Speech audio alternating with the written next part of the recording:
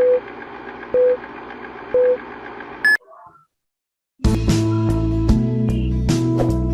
bismillahirrahmanirrahim. Assalamualaikum warahmatullahi wabarakatuh. Waalaikumsalam warahmatullahi wabarakatuh. Selamat siang Bu Dede. Gimana nih kabarnya? Selamat siang Pak Iwan. Pak, gimana Pak Iwan, juga sehat ya? Alhamdulillah sehat nih, kita sama-sama diberi kesehatan. Ya. Nah, hari ini kita akan ya berdiskusi lah ya. Gimana nih Bu Dede dengan situasi kondisi sekarang menjelang tahun ajaran baru kan, sekolah-sekolah kita itu harus memilih kurikulum merdeka. Ada 3 pilihan kan, di SIM PKB kepala sekolah itu ada merdeka apa itu yang pertama Bu Dede? Merdeka apa? Belajar mandiri, ya. Merdeka berubah. Ya, yang kedua merdeka berubah, dan yang ketiga merdeka mandiri ya. Ya. Nah, ini gimana perasaan Bu Dedeh nih mensikapi dengan berlakunya kurikulum tersebut selaku guru mata pelajaran? Iya nih Pak, saya makanya pengen ngobrol sama Bapak nih, mengalami kegalauan dalam menjelang tahun ajaran baru ini dengan adanya kebijakan baru lagi tentang kurikulum merdeka ya. Kurikulum ini yang baru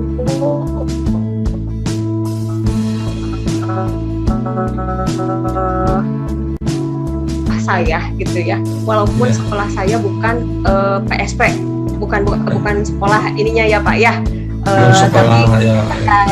tapi sudah menentukan, kemarin sudah mendaftarkan sekolah kami untuk ikut dalam memilih kurikulum berubah, karena kan ini bertahap ya Pak ya, kelas 7 dulu kan ya, jadi kan kalau berubah ya berarti sudah ada panduan dari pusat, nanti bisa dipelajari oleh guru-guru untuk diaplikasikan, diimplementasikan di sekolah gitu loh. Itu inginnya sih bisa betul-betul terwujud dengan bersama-sama gitu loh Pak. Tidak hanya ini nih gitu loh,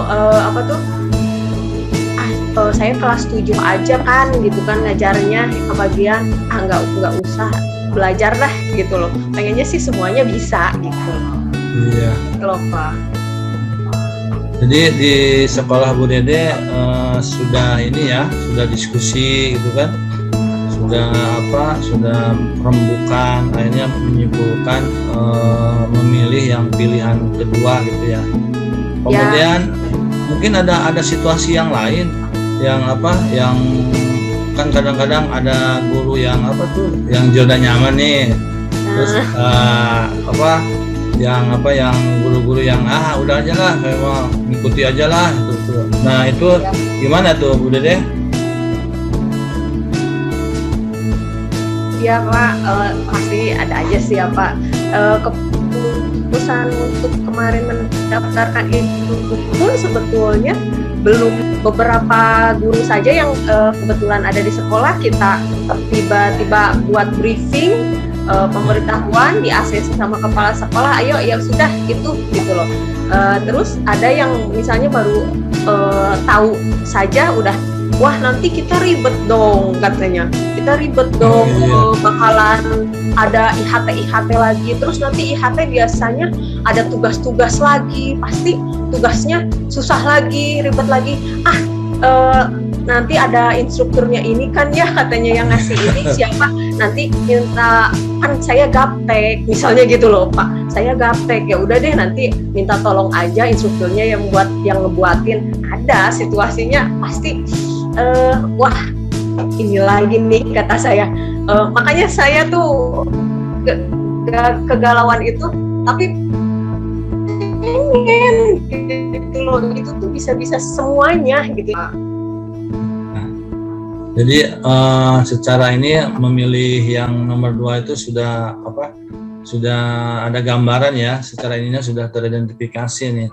Nah ini Bu Dede, apa yang bisa bisa terwujud nih pilihan yang nomor 2 itu ke depannya nanti? Apa saja yang perkiraan Bu Dede ya bisa terwujud nih dengan memilih Merdeka Berubah itu? Ya, yang pasti sosialisasi dulu lah ya Pak ya, bahwa pilihan kita sekarang adalah Merdeka Berubah. Ya nanti di sosialisasinya ya diberitahukan bahwa seperti apa Merdeka Berubah itu. Jadi jangan khawatir gitu ya, kayaknya bayangannya sudah rumit, jangan khawatir lah, kan itu bertahap, tidak sekaligus gitu kan ya Pak ya. Dari kelas 7 saja dulu, tapi semuanya bisa mempelajari bersama-sama gitu, bergerak juga bersama-sama ya. Jadi jangan merasa wah bakalan kelas 7, guru kelas 7 aja nih yang ribet gitu kan, ribet gitu kan. Tapi bisa, semuanya bisa disosialisasikan, pasti itu yang pertama. Keduanya ya rencana untuk IHT pasti sudah ada, sudah berkoordinasi dengan pengawas. Kami pun sudah berkomunikasi dengan pengawas untuk menyesuaikan jadwal beliau. Kalaupun beliau tidak bisa, mungkin nanti beliau mendelegasikan atau menyarankan siapa yang layak untuk memberikan IHT itu nanti di sekolah gitu loh Pak. Mungkin persiapannya baru itu sih Pak. Jadi paling pokoknya semua elemen di sekolah Bu Dede itu sudah punya semangat ya. Ya. Apapun yang akan terjadi harus punya itu dulu. Iya. Makanya spirit itu ya menghadapi kurikulum yang betul, yang Pak. baru. Iya. Nah, ini termasuk ini virus yang dari CPP sekarang juga melakukan perubahan bersama untuk bergerak bersama, harus ditularin itu Pak. Nah ini mungkin Bu Dede punya ini gagasan di penerapan kurikulum Merdeka Berubah ini di sekolahnya, gagasan apa yang bisa Bu Dede sampaikan. Apalagi kan Bu Dede sekarang ini menjadi CPP ya. Nah, kira-kira nih gagasan apa nih untuk menginikan kepada rekan-rekan, mengajak komunitas agar mereka tidak minder, tidak surut semangatnya dengan kurikulum yang baru ini. Seperti yang sudah saya sampaikan tadi, yang gagasannya yang pertama itu Pak, yang sudah pasti sosialisasi lewat IHT itu, kemudian workshopnya kan praktek langsung. Namun yang berhubungan dengan hasil yang sudah saya raih di pembekalan CPP ini, saya sangat terbuka dan ingin sekali tentang pembelajaran yang seutuhnya itu, yang tentang memerdekakan gitu loh. Dari situ tuh saya ingin loh bisa membuka wawasan, mindsetnya, perubahannya, supaya tidak terkungkung dengan yang pendidikan yang dulu yang hanya dia melakukan, banyak dilarang. Pengennya yang memerdekakannya itu sekarang tuh bisa dapat gitu loh Pak, JIS-nya itu bisa menerapkan pendidikan pembelajaran yang memerdekakan itu. Maunya gagasannya yang itu tuh yang bisa diterapkan dalam di tahun ajaran baru ini gitu loh. Iya. Wah, kelihatannya saya punya keyakinan nih sekolah Bu Dede bisa menghadapi, bisa mengkondisikan sekolahnya dengan apa yang tadi sampaikan Bu Dede ya. Ini kemudian ini Bu Dede, ada nggak nih kriteria yang bisa disampaikan sekitar tentang kedepannya? Kita kan ini berharap nih kurikulum kita yang kita pilih, kurikulum berubah, nanti kedepannya kan kita akan memilih lagi menjadi kurikulum yang mandiri ya tentunya. Kemudian dengan penggunaan kurikulum yang sekarang ini kan mudah-mudahan di perjalanannya itu lancar gitu kan. Nah, ada nggak nih apa nih kriteria yang bisa diinikan oleh Bu Dede untuk mencapai sekolah yang Bu Dede impikan itu bisa terwujud gitu? Kriterianya mungkin menurut saya sederhana ya Pak, karena berhubungan dengan kurikulum Merdeka itu profil Pancasila, setidaknya profil Pancasila itu yang kembali gitu, karena selama masa pandemi ini kan kita sudah mengalami penurunan yang kata Pak Iwan kemarin itu erosi etika, ya Pak ya, sudah menurun gitu loh, sudah menurun, setidaknya itu bisa kembali lagi. Profil Pancasilanya bisa muncul lagi di karakter murid-murid kita gitu loh. Nah, sederhana itu saja dulu gitu loh Pak. Kan kriteria yang ingin dicapai untuk di kurikulum baru ini gitu.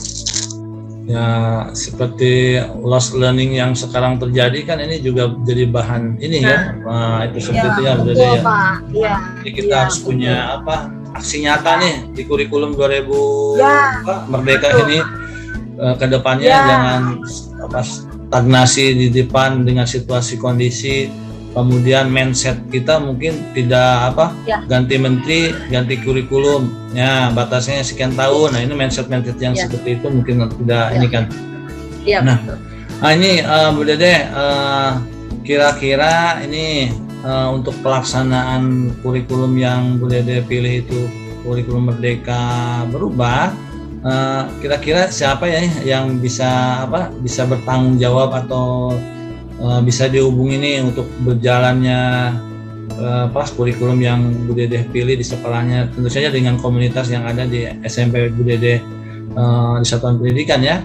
Nah ini kapan nih, kemudian siapa nih yang perlu dihubungi nih untuk kelancaran pelaksanaan kurikulum yang Bu Dede atau sekolah Bu Dede laksanakan? Ya, untuk tanggung jawab pasti semua stakeholder sekolah ya Pak ya. Tapi di sekolah kan biasanya suka ada TPK. Nah, setidaknya koordinasi utama bergerak di TPK dulu nanti. Tapi tetap stakeholder harus terlibat semua, terutama nanti pasti ada sosialisasi juga kan sama ke orang tua yang untuk orang tua kelas 7 gitu loh ya Pak ya, karena mereka juga harus tahu perubahan kurikulum ini gitu loh. Jadi nanti seperti apa nih anak-anaknya akan belajar di dengan kurikulum baru ini gitu. Yang perlu dihubungi untuk yang tadi pelaksanaan IHT ya itu narasumbernya pengawas. Kalau sosialisasi kami pasti akan menghubungi atau mengundang para orang tua siswa di tahun ajaran baru ini untuk sosialisasi tersebut melalui komite sekolah gitu. Dan pasti yang utama sosialisasi menghubungi semua guru. Iya. Apalagi ini Bu Dede selaku PP ya punya tanggung jawab moral untuk mensukseskan kurikulum Merdeka yang Satuan Pendidikan Bu Dede lakukan ya. Iya, tentu saja itu tanggung jawab moralnya Pak. Tanggung jawab moral nih sama-sama kita. Jadi pada akhirnya kita bisa ngambil kesimpulan ya Bu Dede di kucing hari ini bahwa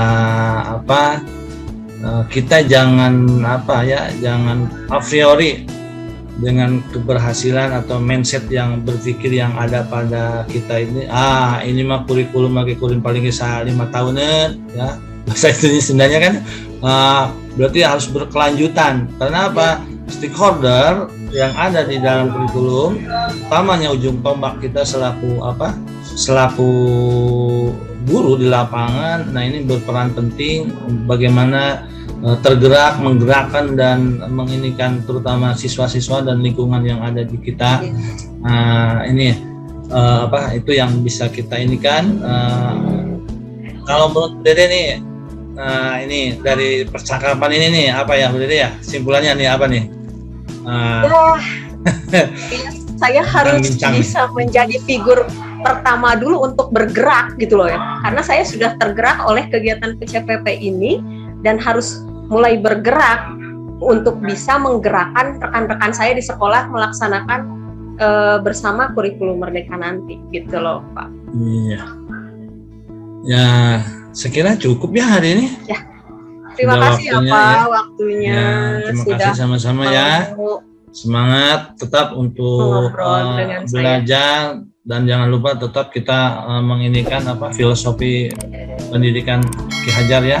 Ing aso sungkulodo, ing madya manguntraso tuturi dan penerapan profil Pancasila bagi anak kita. Oke. Terima kasih ya Bu Dede.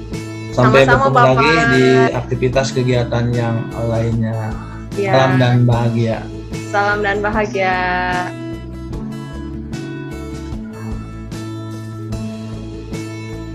Assalamualaikum warahmatullahi wabarakatuh. Pak Iwan, apa kabarnya nih?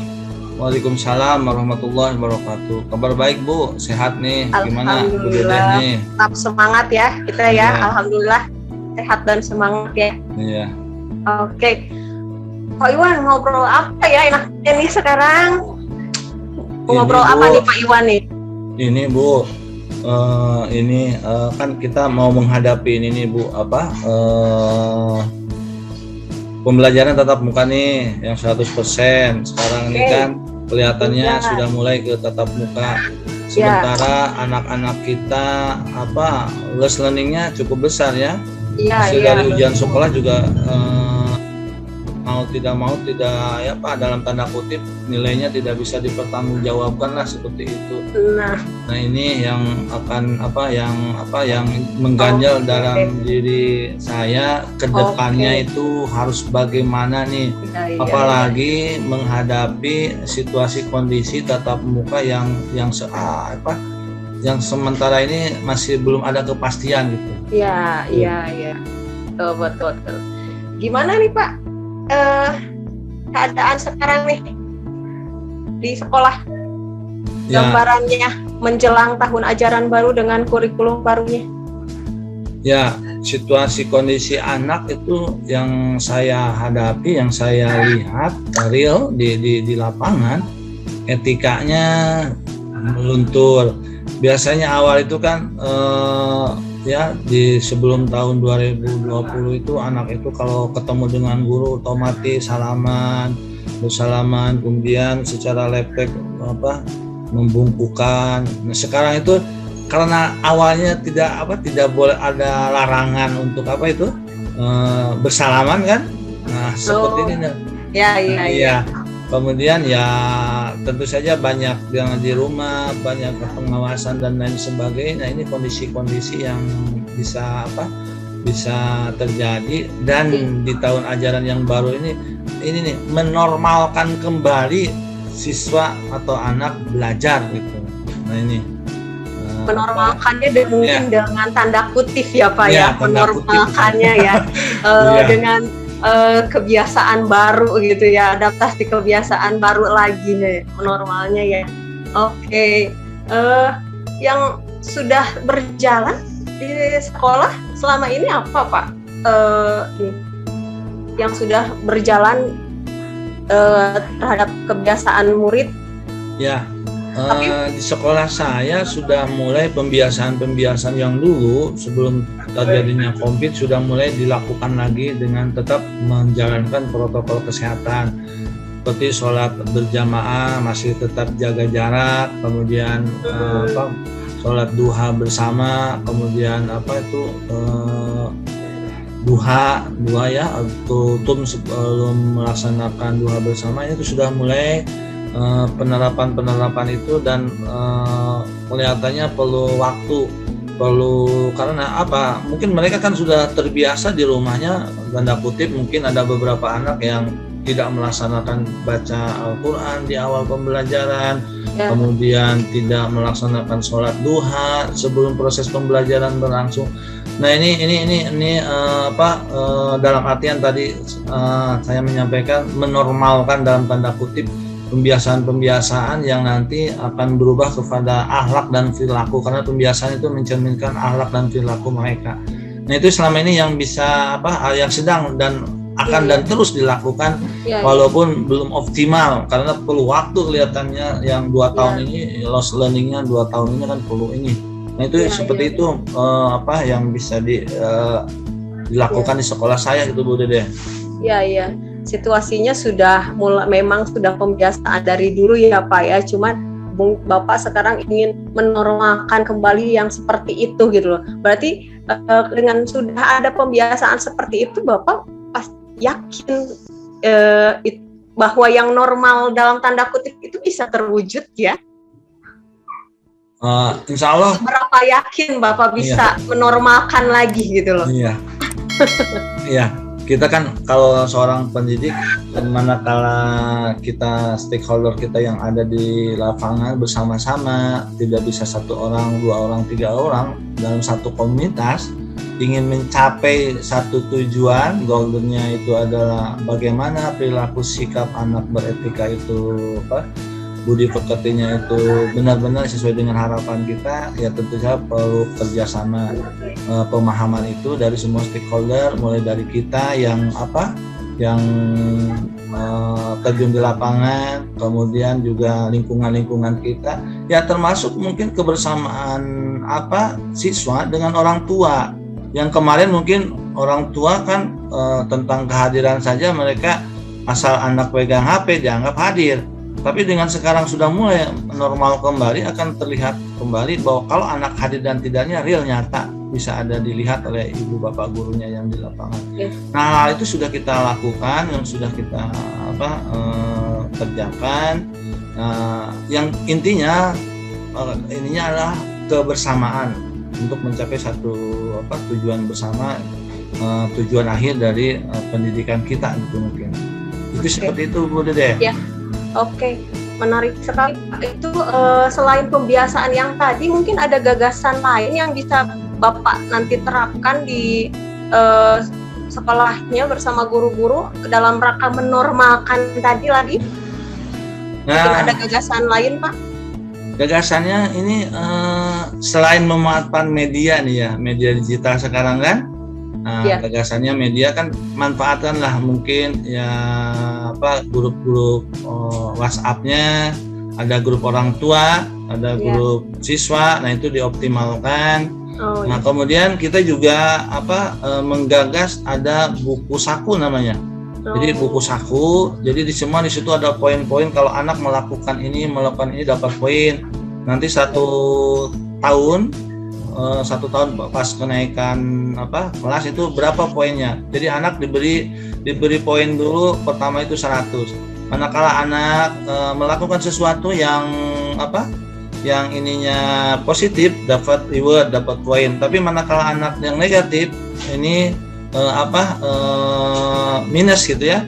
Tapi ini juga disesuaikan dengan yang ini nih. Sekarang ini belajar merdeka, siswa merdeka. Nah ini, jadi kedepannya kita punya ide seperti itu, tapi tidak bertabrakan dengan apa yang disampaikan filosofi Ki Hajar Dewantara itu kan.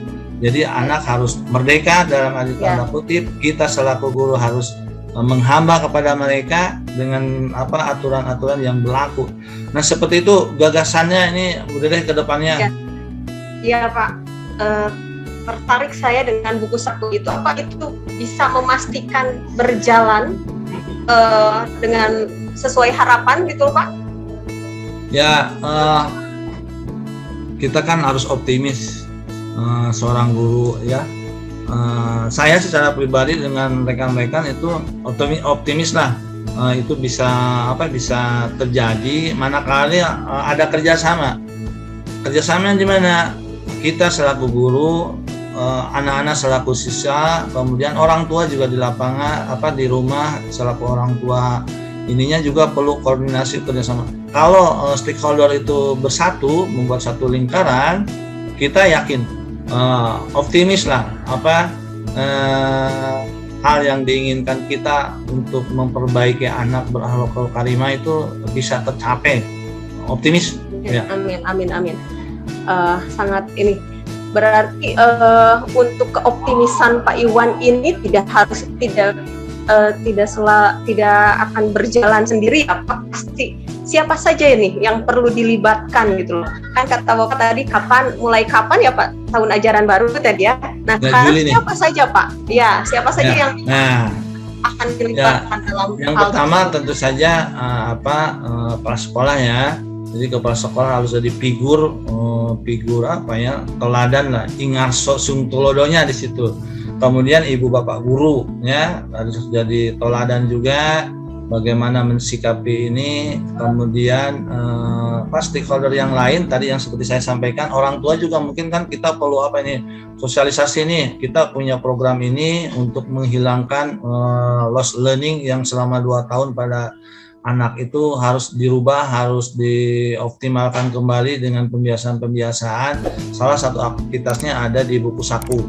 Kemudian ya tentu saja ya itulah umpan balik ke guru-guru yang mindsetnya yang zona aman. Kan biasanya ada zona aman yang tidak mau kena perubahan, yang tidak mau ikut transformasi pendidikan sekarang ini. Ya tentu saja ini harus diajak dengan real, dengan kegiatan nyata yang bisa kita lakukan dan akhirnya bisa dilihat, oh ternyata seperti ini. Nah itu mungkin yang bisa ini kan gambarannya Bu Dede. Ya Pak, untuk langkah awal yang akan Bapak ambil nanti di tahun ajaran baru yang akan dilakukan apa Pak? Tentunya kita punya program itu ya, salah satunya membuat buku saku. Poin-poin buku saku karena di tahun yang sebelumnya sebelum 2020 COVID menjangkit kita itu sudah ada buku saku itu sudah berjalan. Cuma 2 tahun ini tidak berjalan itu. Nah itu kita evaluasi poin-poin apa yang pantas untuk diinikan pelanggaran, kemudian kegiatan siswa yang positif dengan tidak berbenturan dengan apa yang kita inikan di Merdeka Belajar. Nah setelah disusun dengan ya tentu saja dengan semua stakeholder yang ada di sekolah, termasuk siswa kan dilibatkan nih aturan sekolah ini bukan aturan kepala sekolah, bukan aturan guru, bukan aturan tata usaha, tapi kesepakatan yang kita sampaikan, yang kita inikan adalah kesepakatan bersama. Konsekuensinya manakala kita melanggar kesepakatan ini tentu saja ada hal konsekuensinya. Nah itu akan kita sudah kita susun sedemikian rupa, akhirnya semua pihak anak kalau melanggar ini, misalkan melanggar tentang A, mereka bukan karena terpaksa atau ada hukuman, tapi memang kesadaran sendirilah. Seperti halnya kalau mereka menumpahkan air di gelas, kan dia harus mengepelnya. Nah, hal seperti itulah yang kita harapkan agar mereka dengan kesadarannya, kalau saya tidak sholat, kan intinya misalkan tidak sholat berjamaah atau tidak sholat duhur, ada gambaran, wah saya berarti sedang membeli karcis tiket ke neraka, kan intinya seperti itu gambarannya ya, seperti itu. Nah seperti itu, kesadaran itu tumbuh dengan sendirinya, tetap dengan mengacu ke filosofi pendidikan Ki Hajar. Kita gabungkan hal-hal yang itu terjadi di situasi kondisi bagaimana kurikulum Merdeka diberlakukan. Nah seperti itu Bu Dede. Jadi ini dulu ya Pak, evaluasi dulu, baru sosialisasi lagi tentang isi buku sakunya ya. Iya. Oh, gitu. Siap-siap. Wah sangat menarik nih Pak, tapi waktunya terbatas. Saya sangat menarik karena berbagi pengalaman, karena saya juga diperamanahi bagian kurikulum, nanti harus ngobrol banyak lagi nih sama senior saya nih. Makasih banyak ya Pak ya. Kira-kira kesimpulan dari obrolan kita hari ini gimana nih Pak buat kedepannya nih? Ya, kita harus punya rasa optimis. Apa yang kita lakukan dengan kebersamaan, dengan kemitraan, dengan kesetaraan, tidak ada istilah kepala sekolah atau guru dan lain sebagainya. Insya Allah apa yang kita programkan akan berjalan dengan baik. Tetap tentu saja mendapat ridho dari Allah Subhanahu Wa Taala dan selalu bersyukur apa yang kita lakukan. Itu mungkin yang saya simpulkan.